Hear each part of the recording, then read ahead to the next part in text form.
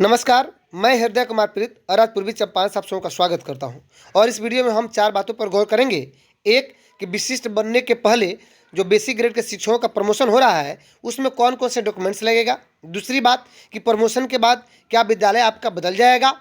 तीसरी बात कि 6 to 8, 9, 10 और 10+2 के जो हमारे शिक्षक हैं उनका प्रमोशन क्यों नहीं हो रहा है, क्या उनका भी प्रमोशन हो सकता है। और चौथी बात कि किस किस जिले में प्रमोशन हो गया। इन 4 बातों पर हम गौर करेंगे।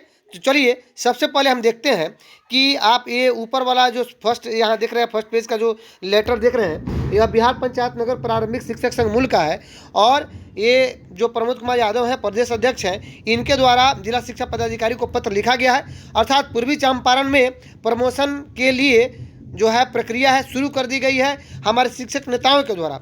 अब ये अलग बात है कि पदाधिकारी के द्वारा विभागीय स्तर पर कब यहाँ प्रमोशन शुरू होता है, वह देखने वाली बात है कि कब शुरू होता है। आइए दूसरा चीज़ देखते हैं कि कार्यालय जिला शिक्षा पदाधिकारी मधुबनी, यहाँ के जो जिला शिक्षा पदाधिकारी है उनके द्वारा भी ये पत्र जारी किया गया है और वही हवाला दिया गया है। पत्रांक जो है आपको 872/16/6/2022 का यहाँ पे हवाला दिया गया है कि अपर मुख्य सचिव महोदय का जो पत्र था उसके अनुसार 12 वर्ष की जो लगातार सेवा पूरा कर लिए हैं प्रशिक्षित शिक्षक के रूप में और स्नातक है उनका प्रमोशन किया जाए। तो ये आप जो चिट्ठी देख रहे हैं, यह चिट्ठी आपको 12 सितंबर 2022 का है। 4953 ज्ञापांक है और ये मधुबनी जिले का है। आप यहाँ सोच सकते हैं कि इस पत्रांक से कि यहाँ मधुबनी जिले में ऑलरेडी क्या हुआ, यहाँ पे प्रमोशन हो चुका है चूँकि पूर्व का ये पत्र है। अब आइए आगे देखते हैं। आगे जो देख रहे हैं वो देख रहे हैं कि ये मनीष कुमार है जिनका फिक्सेशन हुआ है और मैं दावे के साथ 110% मुहर लगाता हूँ इस पर कि इनका फिक्सेशन 110% मुहर लगा रहा हूँ कि सहरसा जिले में हो गया है और सहरसा जिले के सभी प्रखंड में हो चुका है। क्योंकि सहरसा जिले के नौहट्टा और महिषी प्रखंड के जो प्रखंड शिक्षा पदाधिकारी सूर्य प्रकाश सिंह हैं उनसे मेरी बातचीत हुई थी टेलीफोनिक और उन्होंने आश्वस्त किया मुझे कि हाँ हमने अपने प्रखंड में 100% करने का प्रयास किया है। तो ये आप देख सकते हैं कि ये कार्यालय प्रखंड विकास पदाधिकारी महिषी सहरसा का जो लेटर है। तो आगे हम वीडियो में ये भी देखेंगे, क्या देखेंगे कि कौन कौन से डॉक्यूमेंट्स लगेगा। चलिए, तो ये आप देख रहे हैं कि प्रखंड विकास पदाधिकारी का जो ये लेटर है यहाँ पे बताया जा रहा है कि जो नियमावली 2006 नियमावली संशोधित नियमावली 2020 के कंडिका 16 के वही 2, 1 और 2 यहाँ जबकि 2 में ही लिखा गया है। तो यहाँ का बताया गया है कि आपका प्रमोशन होना चाहिए और उसमें दिया गया है कि 7 दिनों के अंदर विहित प्रपत्र में अपना आवेदन पत्र जमा करें। और कौन कौन सा प्रपत्र जमा करेंगे, तो आइए हम देख लेते हैं कि कौन कौन सा प्रपत्र जमा करेंगे।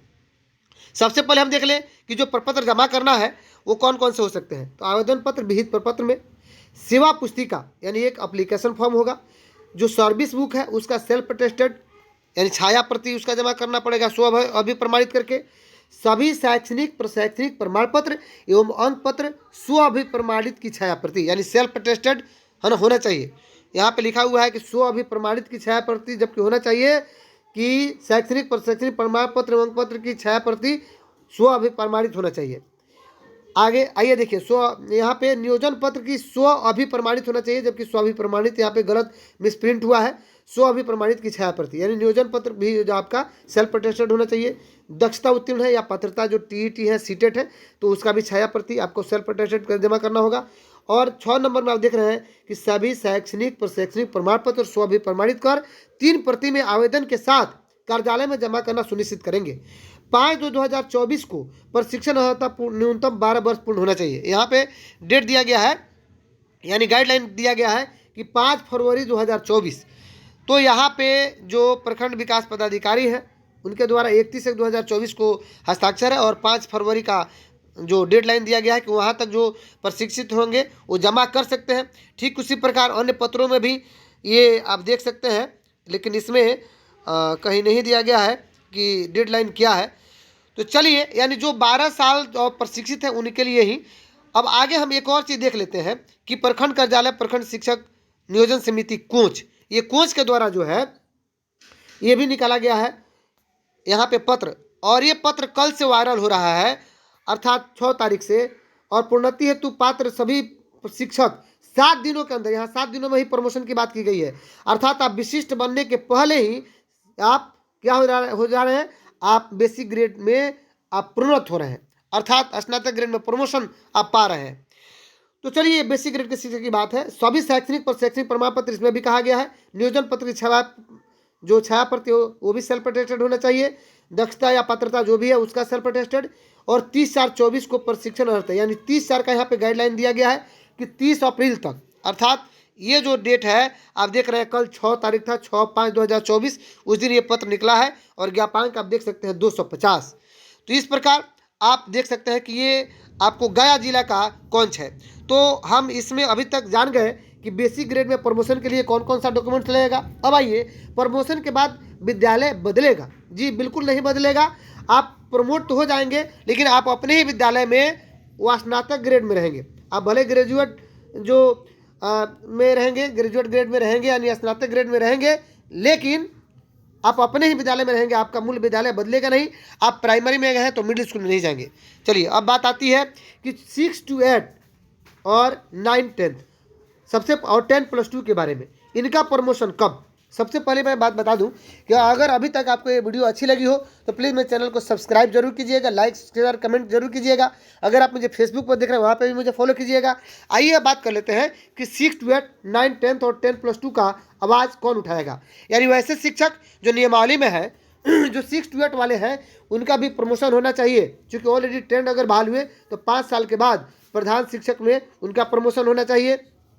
हाई स्कूल के जो टीचर हैं उनका 10+2 में मात्र 4 साल के बाद ही प्रमोशन होना चाहिए। और हाई स्कूल में अगर जो है या 10+2 में है दोनों का प्रमोशन, तो हाई स्कूल वालों का कम से कम 10 साल के बाद प्रधानाध्यापक में दिया गया है। और अगर 10+2 में कोई पदस्थापित है तो कितने साल के बाद? 6 साल के बाद प्रधानाध्यापक में उसका प्रमोशन हो सकता है। अर्थात कोई अगर टीचर हाई स्कूल में बहाल हुआ और प्रोन्नत करके 10+2 में चला गया तो उसके 6 साल के बाद वो डायरेक्ट प्रधानाध्यापक में बहाल होगा। क्यों नहीं हो रहा है? इसके पीछे एक रीज़न ये है कि आपके जो नेता है या विभागीय स्तर पर सक्रियता नहीं दिखाई जा रही है। तो आप सबसे अधिक इस वीडियो को शेयर कीजिए ताकि आपके नेता के पास पहुंचे, या विभागीय स्तर पर आपके बारे में प्रमोशन की बात की जाए, चूँकि नियमावली में ऑलरेडी है। यानी जब तक 2020 नियमावली है, जब तक कोई संशोधन करके नई विधेयक ला करके नियमावली को समाप्त नहीं किया जा सकता है, तब तक आप प्रमोशन के हकदार हैं और बिल्कुल मिलना चाहिए। तो इसके लिए आप संघर्ष कीजिए, अपने ज़िला में डीओ डीपीओ सर से बात कीजिए और आप अपना प्रमोशन करवाइए।